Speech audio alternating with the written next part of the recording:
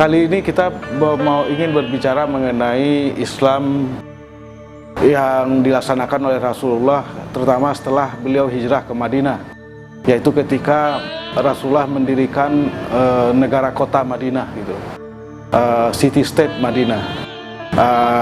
Menarik apa yang dilakukan oleh Rasulullah ketika beliau sampai ke Madinah. Salah satu di antara hal yang pertama-tama dilakukan beliau adalah merumuskan piagam Madinah, atau di dalam terminologi bahasa Arab disebut sebagai Al-Mitsaq Al-Madinah, atau di dalam bahasa Arab, bahasa Inggris sebut orang juga sebagai Constitution of Madinah atau Medina Constitution. Piagam Madinah atau Konstitusi Madinah ini sangat penting di dalam beberapa hal. Pertama, Piagam Madinah ini merupakan kesepakatan ya di antara berbagai masyarakat, berbagai kelompok masyarakat yang ada di Madinah pada waktu itu, khususnya di antara kaum muslimin dengan orang-orang Yahudi yang memang sudah ada juga di Madinah pada waktu sebelum datangnya Rasulullah. Nah, hal yang sangat penting dari Piagam Madinah ini adalah bahwa Piagam Madinah ini meletakkan beberapa prinsip dasar yang sangat penting bagi sebuah negara modern ya. Yang pertama adalah, atau yang disebut juga sebagai peletak dasar dari prinsip-prinsip yang sekarang ini termasuk di dalam hak asasi ya, human rights gitu ya, hak-hak universal bagi setiap manusia yang kemudian diabadikan dalam human rights. Yang pertama adalah bahwa Piagam Madinah menegaskan kesepakatan tentang perlindungan terhadap nyawa. Jadi siapa saja yang menjadi warga Madinah itu terpelihara nyawanya. Jadi tidak ada orang yang karena perbedaan agamanya kemudian ditindas atau apalagi dibunuh gitu. Jadi mereka memiliki hak-hak yang sama. Yang kedua, mereka ini terpelihara atas harta benda mereka. Jadi harta benda mereka tidak diganggu selama mereka menjadi warga Madinah. Meskipun ada perbedaan agama, mereka dijaga, dilindungi gitu.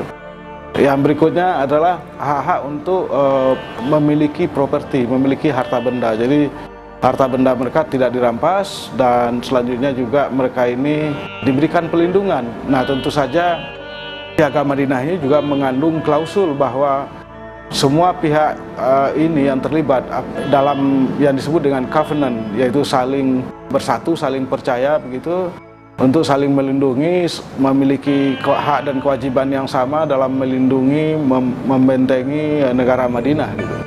Jadi kalau ada pihak-pihak yang misalnya keluar dari kesepakatan itu atau berkhianat, maka tentu mereka akan mendapatkan hukuman begitu yang setimpal dengan tindakan pengkhianatan mereka. Dan berbagai kajian mengenai Piagam Madinah ini jelas sekali menunjukkan bahwa Rasulullah SAW itu memberikan prinsip-prinsip yang tegas dan praktek-praktek yang jelas bagi kaum muslimin dari dulu sampai sekarang.